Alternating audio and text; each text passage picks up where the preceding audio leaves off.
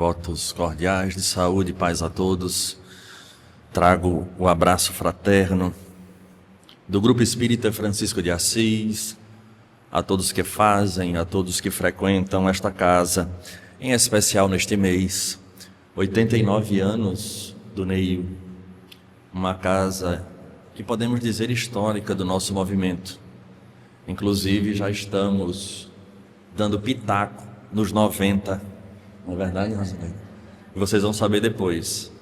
E como bom espírita, a gente gosta, de saber como já está se preparando para os 90 anos, mas que de fato permaneça essa casa fiel a Cristo, a Kardec, despreocupados. Isso é algo importante em termos de quantidade de pessoas que frequentem. O cristianismo nunca foi para muitos. O próprio Cristo, quando passou na terra, apesar de chamar a atenção como chamou, nós observamos que não eram grandes coletividades, tirando o Sermão do Monte e ao final os 500, mas falava para pequenos grupos e indivíduos que amadureceram através do processo das suas dores, de tal forma que nós sabemos que para chegar à doutrina espírita, a mesma coisa acontecerá com aqueles que de fato tiverem a necessidade de sanar as suas dores, bem como compreendê-las. Que esta casa continue sendo esse farol, instrumento da espiritualidade superior nesta região, atendendo aqueles que têm fome e sede, não só da matéria, mas em especial do espírito. Passado aquele período de quase loucura, onde os conceitos e os valores do cristianismo, apesar de deturpados em sua essência, mas ainda guardando um norte importante, a Revolução Francesa gerava, de certa forma, uma mudança de comportamento que abriria mais adiante a possibilidade de que indivíduos que buscavam sair do jugo de uma religião opressora, a entender os fenômenos que frequentemente se encontravam sob a sombra de superstições. Cientistas em diversas áreas vieram à Terra para auxiliar este processo de libertação, mas é comum ainda da nossa inferioridade, quando nós descobrimos novos horizontes, frequentemente damos as costas para tudo aquilo que havia sido conquistado até então e só passamos a dar a importância àquilo que se apresenta de inovador. Passado aquele período desta, podemos dizer, loucura coletiva, esses cientistas então inauguram um novo tempo, um período das luzes, onde de certa forma o centro da Europa, sendo a França, trazia ali mentes brilhantes, mas que lamentavelmente, repito, davam as costas ao próprio passado e agora investiam com toda a força calcados no pensamento filosófico de Augusto Comte, chamado de positivismo. Esse grupo de cientistas das diversas áreas, eles a partir dali e talvez desse ranço do passado, não só deste país, mas como boa parte da Europa, não gostava e nem dava importância mais às tradições nem às lições de fundo transcendental. Sendo assim, não era digno de ser estudado, averiguado, nenhum tipo de crença que não pudesse ser mensurada, pesada e apalpada. Essa era a cabeça do positivismo, de tal forma que as escolas científicas não abriam espaço para absolutamente nada. E era interessante porque, segundo consta no Evangelho, Novo Testamento, o Cristo havia prometido naquela chamada última ceia que seria enviado à terra um Consolador que iria relembrar todas as suas lições e ir, obviamente, além daquilo que ele havia dito à época, tendo em vista as limitações não só do campo intelectual, mas em especial da averiguação destas verdades. E como sempre, missionários existem em todas as áreas da humanidade. Fora convocada a figura de Hippolyte Léon Denisard Rivaio, e que nós iremos traduzir a partir de agora com o nome de Allan Kardec. Nasce no seio da França e passa a ter contato diretamente com esta escola positivista numa formação bastante ampla, sendo ele filho de Pestalozzi, estou falando filho como cria no campo do raciocínio, do aprendizado, mas ele apresenta-se durante um bom tempo nestes estudos, e o máximo de transcendência de que ele alcançava eram os estudos no campo do magnetismo, pois ainda ali conseguia aprofundar a sonda da investigação. Esse homem, por sua vez, tivera uma influência religiosa na sua família um pouco pálida, mas calcada nas raízes do catolicismo, e recebendo do seu mestre Pestalozzi uma influência também pouca do protestantismo, compreendendo estes valores, não obstante em nenhum momento prevalecendo sobre as lições no campo da ciência, da filosofia e da história que ele recebia deste mentor. Portanto, podemos dizer que Allan Kardec, ele estrutura-se no campo do conhecimento e, em especial, no campo da investigação, utilizando de método científico. É importante nós entendermos este ponto primordial, porque o tema da palestra nos remete a falarmos da tese da reencarnação.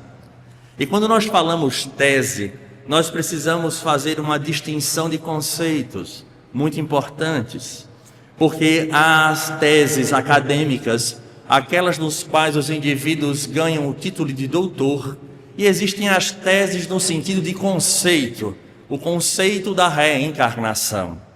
E eu confesso que diante do tema me pus a refletir se de fato a reencarnação seria uma tese no campo acadêmico. Por que não?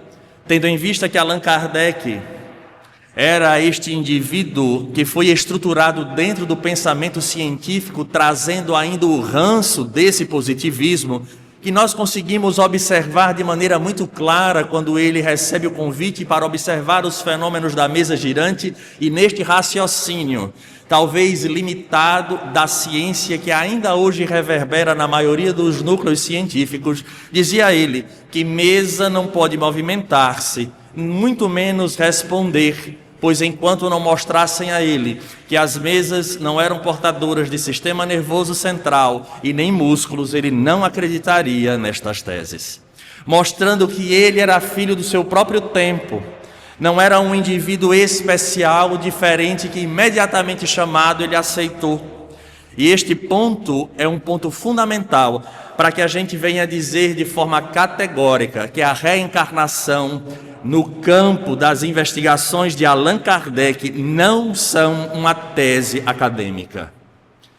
Por mais que isso talvez nos incomode, mas é um incômodo precipitado da nossa parte, porque todo aquele que vai, ou melhor, apresenta-se para a conquista do título de doutor, quando ele apresenta uma tese acadêmica, ele parte de um pressuposto, de uma ideia inédita que ele traz. E através das pesquisas, ele vai provar que a sua ideia é verdadeira ou é falsa, trazendo frequentemente uma conclusão que seja útil e inovadora para o campo da ciência.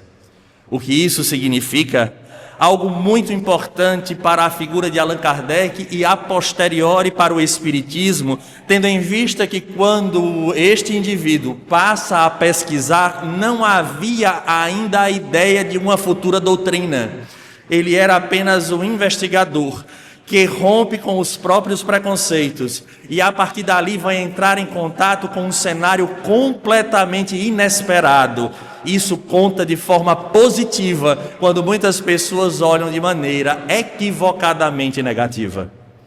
Porque é muito tendencioso do ser humano basta nós pensarmos nas nossas discussões, seja no campo ideológico, seja no campo político e, ultimamente, no campo futebolístico. Todos nós temos os nossos conceitos, todos nós temos as nossas visões. E no momento em que a gente discute, a gente sempre busca provar ao outro que nós estamos certos. Então sempre tentamos buscar os melhores argumentos, mesmo que para isso a gente dê um jeitinho aqui ou acolá. A ideia é sempre essa. Mesmo que a gente busque uma informação que não seja plenamente verdade, mas a gente utiliza no momento do discurso para que a gente possa de fato suplantar.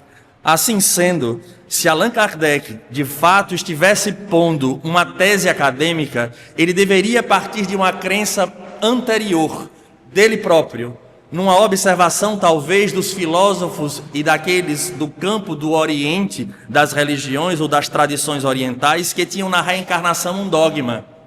E no Ocidente haviam indivíduos que refletiam e que colocavam a reencarnação como a única chave para compreender os processos que aconteciam no mundo como um todo. É óbvio que, pela capacidade intelectual de Allan Kardec, ele conhecia a tese, mas como ele era positivista e um cientista, professor, ele não dava a mínima importância a isso, não lhe passava pelo campo do intelecto o desejo sincero de defender ou não a tese da reencarnação. Então ele não tinha uma ideia prévia, porque caso ele tivesse, e porventura fosse uma tese em que ele tivesse uma afinidade, ele com certeza teria construído uma obra a partir do próprio pensamento ou maculada pelas próprias crenças. Então a sua incredulidade, e muito mais do que a incredulidade, a sua falta de contato e de desejo de investigar esta tese, ela é fundamental para a credibilidade da reencarnação dentro da doutrina espírita. Porque não partiu dele. Então ela nunca, no campo da investigação de Allan Kardec, depois dele tiveram sim pesquisadores que de maneira a investigar, a verificar e a validar a reencarnação, tornaram-na uma tese acadêmica, mas Allan Kardec não. Ele fora então convocado, rompe com o próprio preconceito, as limitações daquela ciência que sequer dava ouvido, porque para os fenômenos das mesas girantes, esses cientistas positivistas diziam que era algo que simplesmente estavam acontecendo, mas era fruto de frivolidades, de embustes, porque não havia verdade nisso, e sequer mereciam o esforço e a atenção destes pesquisadores. Por sua vez, Allan Kardec, respeitado no mundo acadêmico em que ele vivia e estava imerso, rompe após inumeráveis convites a participar de uma reunião como esta. E aí entra sim essa perspectiva do espírito amadurecido, que não se deixa amarrar pelas convicções que foram trazidas até então, porque isso aconteceu com o próprio Cristo, ou melhor, com aqueles que cercaram o Cristo a seu tempo. Vejamos que até hoje, dentro das tradições e da própria cultura do povo judeu, a maioria, por sua vez, não acredita na figura de Jesus de Nazaré como sendo o Messias prometido. Estão tão presos às suas verdades que não se abrem a uma reflexão mais profunda, fazendo uma análise do Velho e Novo Testamento para que de fato possam avançar nesta compreensão, porque estão tão atrelados à sua verdade que preferem morrer chumbados a ela. Isso também acontece conosco. Quantos espíritas, ou melhor, quantos indivíduos não atravessam essas portas do próprio Neil ao longo destes 89 anos, buscando talvez ouvir aquilo que desejava, de que o importante era ser feliz, por exemplo, e vai encontrar na doutrina espírita informações que entram em choque direto com estas crenças rasteiras, que não conseguiram ainda avaliar a profundidade do que é o espiritismo e a importância da encarnação e da reencarnação, conceitos distintos, apesar de parecerem ser similares. E aí, neste impacto, preferem voltar ao campo da ignorância do que simplesmente abrir mão das suas próprias verdades, permanecendo neste ciclo das reencarnações, para livrar-se da própria ignorância.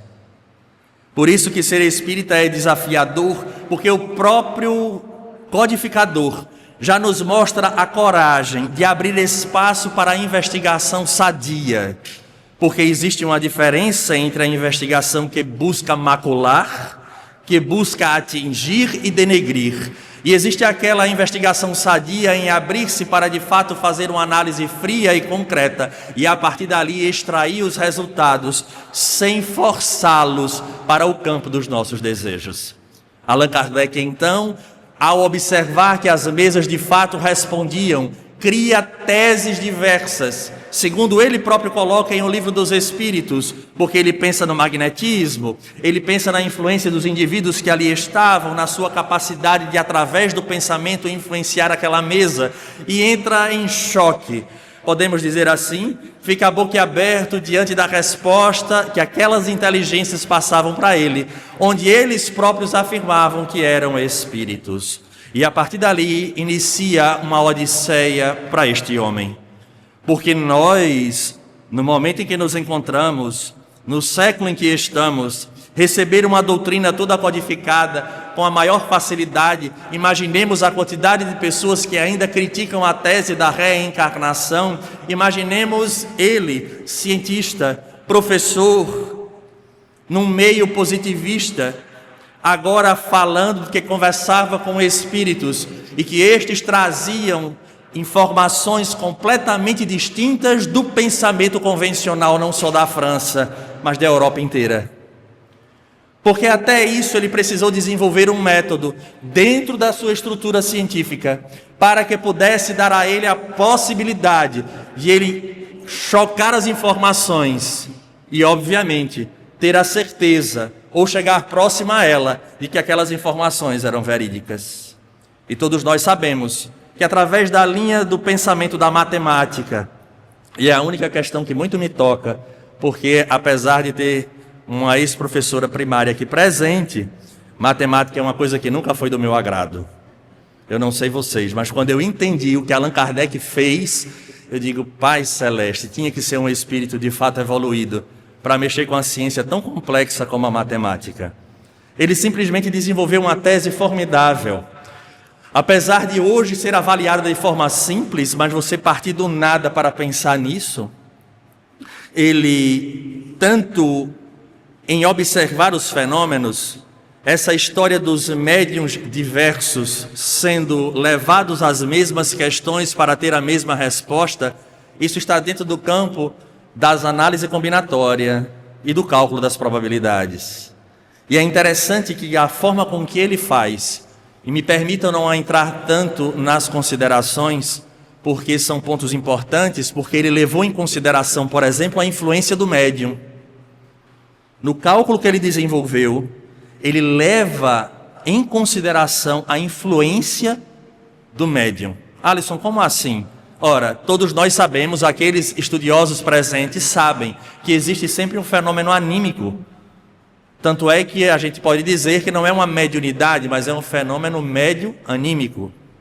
Porque os espíritos falam e nós de alguma forma interpretamos e levamos a ideia às vezes com o nosso conteúdo intelectual, havendo uma certa interferência, uns mais interferências, outros menos interferências, mas sempre há algo do médium. Então Allan Kardec, no seu cálculo, ele simplesmente leva em consideração a influência e a porcentagem de influência desses médiuns em relação à comunicação dos espíritos. E descobre um número mínimo, no qual, se as respostas fossem equivalentes ou similares, essas respostas alcançariam um nível entre 97% e 98% de certeza de que elas são verdadeiras. Imaginemos de maneira mais objetiva e mais prática. Nós temos um público aqui presente. Eu distribuiria papéis e depois distribuiria a mesma pergunta. Os senhores não falariam entre vocês. E essas perguntas versariam sobre a figura de Deus, sobre o mundo espiritual, sobre as leis morais, sobre o futuro de cada um de nós. A forma com que ele dividiu os 4 livros que compõem o Livro dos Espíritos. E a partir destas perguntas, vocês iriam escrever a resposta que vocês acham que para vocês era a verdade. E a partir dali, eu recolheria, iria ler todas elas. Acredito que a boa parte delas versaria sobre a tese espírita, porque a maioria aqui presente ou são espíritas ou são simpatizantes da doutrina. O que significa dizer que as crenças que nós temos interferem diretamente nas respostas que nós passamos. Então, se eu tinha um N muito elevado de médiuns, e essas perguntas fossem feitas para várias regiões, e esses médiuns não se comunicassem entre si, e as respostas apresentassem teses e informações completamente diferentes daquelas que vigia na sociedade da época, era sinal de que vinha de alguma consciência ou alguma inteligência diferente daquela que o médium era portador. Tem lógica? Tem. Se eu pedir aqui para alguém fazer uma redação sobre a Guerra do Paraguai, nós iremos perceber que os indivíduos só vão escrever aquilo que sabem, de tal forma que na coletividade aqui será muito parecidas as respostas. Umas um pouco mais extensas, outras mais estreitas, mas praticamente semelhante, porque todos nós tivemos as mesmas aulas com os mesmos conteúdos. Sendo assim, ele começou a trazer essas informações impactantes e, a partir dali, trouxe um conteúdo revolucionário. E dentro destas revoluções, começa ele com a revolução principal, porque é ela que dará entendimento à tese da reencarnação. Porque até então, a crença que se tinha de Deus era a crença ainda de, apesar da figura do Deus Pai, que prevalece na personalidade de Jesus quando ele apresenta Deus à humanidade, naquele momento histórico em que esteve na Terra, mas era muito mais forte a figura do Deus dos exércitos, ainda prevalecendo naquele contexto. A tal ponto que as pessoas, repito, ainda fruto do processo da Revolução Francesa, agora em contato com o positivismo, dava as costas a esse Deus antropomórfico. E o impacto não é outro. Quando estas mentes, colhidas as respostas de indivíduos diversos, apresenta-se como sendo a inteligência suprema, causa primária de todas as coisas. Quem desse grupo de indivíduos que foram questionados sobre o que é Deus, traziam a mesma qualidade de resposta? Então começa a perceber que de fato havia algo extra, e a partir dali surgem as novidades. Deus agora não era só Pai, mas era uma inteligência, e dentro dos seus atributos, Ele era soberanamente justo e bom. E neste processo então, trazendo essa perspectiva deste atributo, ser justo e bom, num processo em que à época a própria França havia passado há pouco por outra revolução, onde indivíduos morriam de fome, outros suicidavam-se desesperançados, e a ciência positivista não conseguia sanar as dores da alma humana, muito menos explicá-las com propriedade. Seria uma incoerência dizer que Deus era soberanamente justo e bom, quando o conhecimento que se tinha era de que aqueles espíritos que nasciam e eram criados imediatamente no processo da gestação. Não havia nada prévio, não havia relações anteriores. Nós éramos estranhos em braços de estranhos, porque, segundo a tese tradicional, o espírito é formado durante o processo da gestação. Então são estranhos em braços de estranhos. E é exatamente aí, neste diálogo com os espíritos, que este homem foi ampliando o seu campo de investigação e conseguindo criar uma estrutura de um edifício que, passado mais de século e meio, ainda não conseguiu ser comprovado que aquilo que está posto é falso. Se porventura alguém levanta a mão e possa também dizer, mas também não está provado que não é verdade, ou que é verdade, também não se prova o contrário. E aí entra a lógica que nos convoca a refletir. Então, nesse primeiro momento, ele vai falar agora da figura de Deus e da estruturação. Quando parte para o mundo dos espíritos, aí surge o impacto. porque não havia ideia pré-estabelecida. Porque na tese tradicional, repito, não há nem encarnação. Porque se o espírito é formado na hora, ele não está nem entrando na carne, ele está sendo formado durante ela. E isso é inovador, porque da forma com que ele descobre, tudo que está aqui agora é transitório. Porque antes disso, antes desse conceito, tudo que está aqui é o mais importante. Há uma grande diferença. Imaginemos se o depois daqui houvesse a tríade: céu, inferno e purgatório. E que nós levássemos para o lado de lá apenas as nossas experiências, sem termos que ressarcir, nem termos nova oportunidade. Sendo assim, o indivíduo mais feliz seria aquele que pudesse aproveitar ao máximo o que a Terra tem para lhe oferecer. Porque a chance era única. Era uma única experiência. Então, de fato, vamos curtir ao máximo. Vamos aproveitar. Porque só se tem uma vida e a gente deve vivê-la ao máximo. Então, esse conceito que ele traz quando ele conversa com os espíritos, ele é levado a compreender e a questionar. Então, há um mundo à parte? Não. Há um mundo original que independe deste em que você está. Imaginemos o impacto deste homem, que teve em sua formação o catolicismo e o contato com o protestantismo através de Pestalozzi. Repito, mesmo conhecedor das doutrinas orientais, ainda assim não levava a sério, porque afinal de contas, não era este o campo ao qual Allan Kardec fora convidado na encarnação para vivenciar.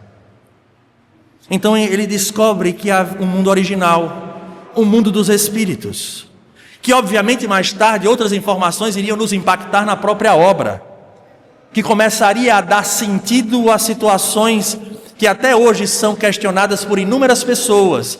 Quem aqui nunca ouviu alguém dizer assim: nunca ninguém voltou de lá para contar? Eu já ouvi isso muito. Nunca é bom, eu tenho vontade de dizer, é bom você procurar saber, porque já teve muita gente voltando de lá para cá para contar. E é essa chave que Allan Kardec nos traz. Então, dentro deste processo das descobertas, ele então pergunta aos espíritos o que seria este processo de vir à Terra. Repito, numa grande novidade, existe o espírito prévio, antes, e ele decide vir.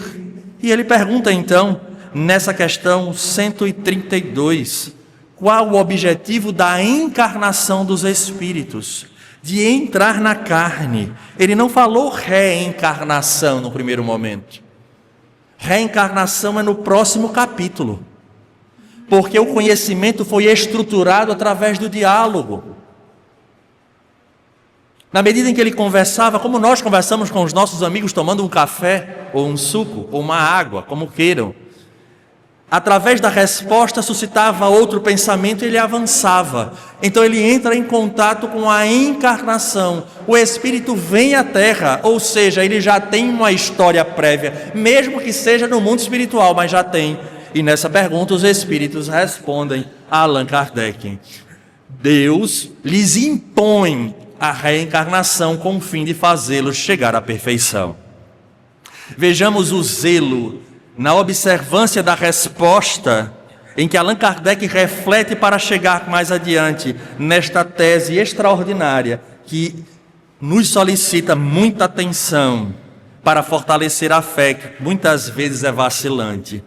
Para uns é expiação, para outros missão, mas para alcançarmos essa perfeição, tem que sofrer todas as vicissitudes da existência corporal. Nisso é que está a expiação. Sofrer as dificuldades, os aprendizados, o reflexo das nossas próprias escolhas. Visa ainda outro fim a encarnação, o de pôr os espíritos em condições de suportar a parte que ele toca na obra da criação. Então nós temos uma parte nesta obra. E a gente nunca para pensar sobre isso. Tem tantas pessoas que dizem assim: qual é a minha missão? Está aqui escrito. A parte que lhe toca, de suportar a parte que lhe toca na obra da criação. Para executá-la é que em cada mundo toma o Espírito um instrumento de harmonia com a matéria essencial desse mundo, a fim de aí cumprir, daquele ponto de vista, as ordens de Deus. É assim que, concorrendo para a obra geral, ele próprio se adianta. Vejamos que tem uma observação muito simples aqui, algo importante que a gente não presta atenção, e que Allan Kardec vai explicar com um pouco mais de profundidade em O Evangelho segundo o Espiritismo, quando ele fala que há muitas moradas na casa do meu Pai, e faz um estudo sobre os mundos inferiores e os mundos superiores. Está aqui escrito de forma clara que para executá-la é que em cada mundo toma o Espírito um instrumento, o corpo, de harmonia com a matéria essencial deste mundo, de acordo com a necessidade do planeta Terra, no nosso caso, a fim de aí cumprir, daquele ponto de vista, as ordens de Deus. Então nós temos um objetivo aqui: cumprir as ordens de Deus. Mas Alisson, você disse que no mundo de provas e expiações, lá nos mundos inferiores e superiores, Allan Kardec aprofunda isso, porque ele diz assim: a característica fundamental de um mundo de provas e expiações é a desobediência à lei divina. A característica fundamental de um mundo de provas e expiações é a desobediência à lei divina, ou à lei de Deus, como queiram.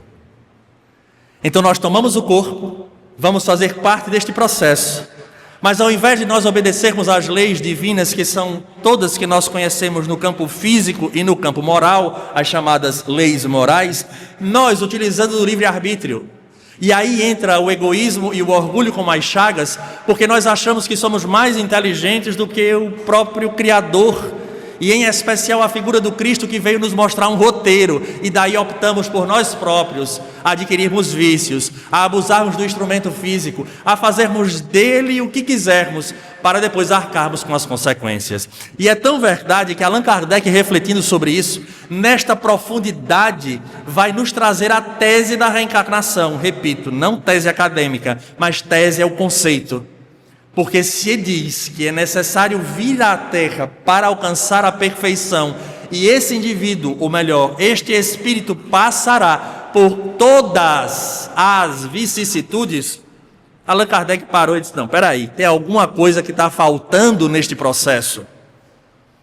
Porque pela capacidade dele, inclusive de anatomista que era, porque estudava e dissecava, ele via crianças que ele teve que dissecar. Ou sabia de histórias de crianças que em tenra idade retornaram através das portas da morte para o mundo espiritual. Ele via indivíduos que tinham tudo e na verdade não tinham nada, porque chegava a ele informações de pessoas que eram invejadas por outras, mas vazios por dentro optavam pela porta do suicídio. Assim como pessoas que sofriam, onde se buscava uma causa objetiva do porquê desse tipo de sofrimento, às vezes limitações físicas das mais diversas, numa época em que a medicina ainda estava tateando, e ele não encontrava razão. Então eram encarnações que eram comprometidas desde cedo, de tal forma que ele dizia: como pode assim então um espírito encarnar para alcançar esta perfeição, se a ele não está sendo dada a possibilidade, porque nascera problemático, porque nascera numa estrutura familiar que não lhe dava condições para isso, porque no meio do caminho aconteceu um acidente que lhe mudou o percurso da existência. Porque se os problemas hoje acontecem, na época de Allan Kardec não era diferente, porque o ser humano é o ser humano em qualquer período da história da humanidade. As mesmas dores, os mesmos anseios, as mesmas buscas. E é exatamente por isso que Allan Kardec, mais adiante então, vai fazer um questionamento fundamental. Como pode a alma que não alcançou a perfeição durante a vida corpórea acabar de depurar-se? Porque, afinal de contas, não era para se tornar perfeito. Ele não encarna para isso, não entra na matéria para isso. O que é que acontece conosco? E os Espíritos, então, de forma clara respondem, sofrendo a prova de uma nova existência. Como realiza essa nova existência? Será pela sua transformação como espírito? Depurando-se, a alma indubitavelmente experimenta uma transformação. Mas para isso necessária lhe é a prova da vida corporal. Eu não sei se vocês perceberam a pergunta escorregadia de Allan Kardec. Perceberam ou não? Dá para perceber o que ele está querendo aqui? Não? Pois eu vou falar dele. Ele que me desculpe, mas eu vou apresentar a ideia de Allan Kardec aqui. Veja a pergunta que ele faz. Ou melhor, a pergunta em cima da pergunta. Como realiza essa nova existência? Será pela sua transformação como espírito? Como é que se dá a transformação pelo espírito no campo da religião? Através de quê? Dou-lhe uma valendo bônus hora. Valendo bônus hora. Nós que viemos das tradições cristãs primitivas, como é que a gente consegue na própria existência ter uma transformação do espírito? Qual é o rito que a gente passa para isso? Perfeito. Roseneide já matou aqui a charada.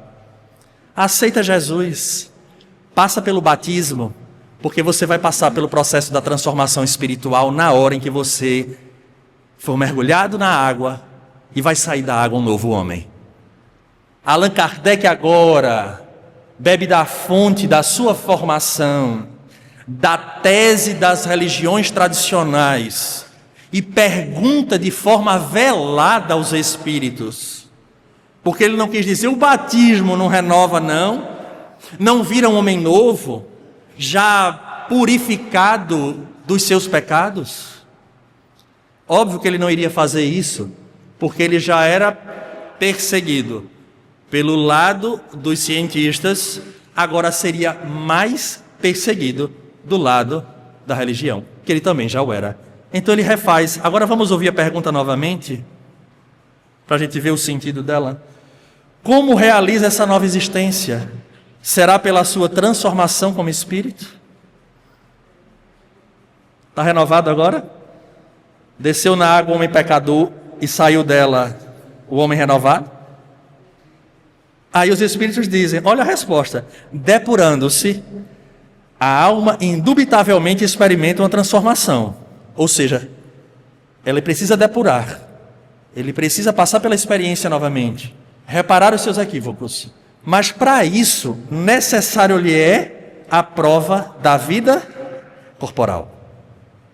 Não é o batismo.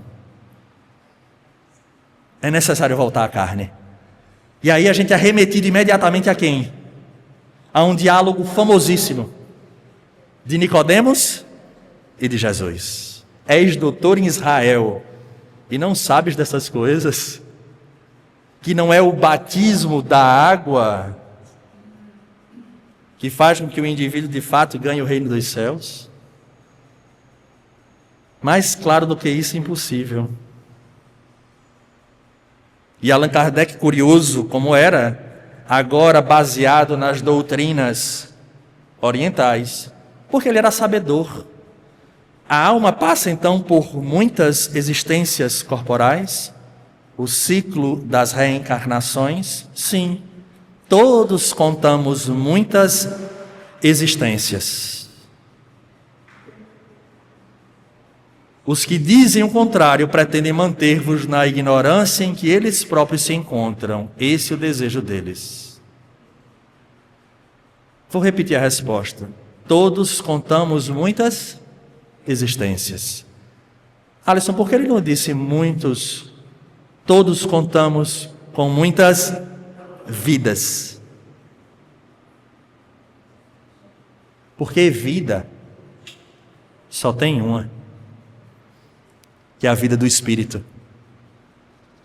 Quem é reencarnacionista e acredita em muitas vidas, esqueça. É bom reler. Vida a gente só tem uma, que é a vida do Espírito. Mas existências, a gente entra e sai. Entra e sai das existências. Porque é a vida do Espírito. Nós hoje, aqui, somos a síntese de muitas personalidades que nos acompanham. E aí a teoria da reencarnação, essa tese, ela é formidável. Ainda uma pergunta, mas eu vou deixar para um outro momento. Essa tese então da reencarnação, quando nós lemos, ela passa a abranger uma revolução no pensamento humano. Ainda não atingiu o seu clímax. Porque muitos de nós espíritas aguardamos do campo da teoria, mas não conseguimos descer ainda para o campo da vivência para robustecer a nossa fé, e por isso a nossa fé torna-se raciocinada. Porque nós começamos a fazer uma análise de antes e depois, e para aqueles que têm as suas dificuldades ainda, busquem alguma outra tese que substitua a tese da reencarnação para encaixar absolutamente tudo o que acontece no mundo em que vivemos. Porque se uma tese ela funciona para uma coisa, mas não funciona para outra, ela não é uma tese geral. Ela é uma particularidade. A regra tem que caber para tudo. Para tudo. E só a reencarnação explica, inclusive, as nossas vidas. Quando nós compreendemos essa nossa condição de sermos a síntese das nossas personalidades anteriores, aqui dentro, eu vou usar o termo aqui dentro, levando em consideração que o Espírito está dentro. Me permitam essa lucubração. Mas aqui dentro de cada um de nós, existe ainda o indivíduo que foi um guerreiro, existe o indivíduo que foi um profissional de determinada área, existe um pai, existe um filho, existe um indigente, existe alguém que teve poder e que decidiu sobre outras vidas, existe alguém que sofreu a influência de outras pessoas, existe alguém que foi penalizado por ação de outros. Esse conjunto de personalidades estão resumidas na nossa existência atual. É por isso que nós temos tantos conflitos em situações diversas da nossa existência.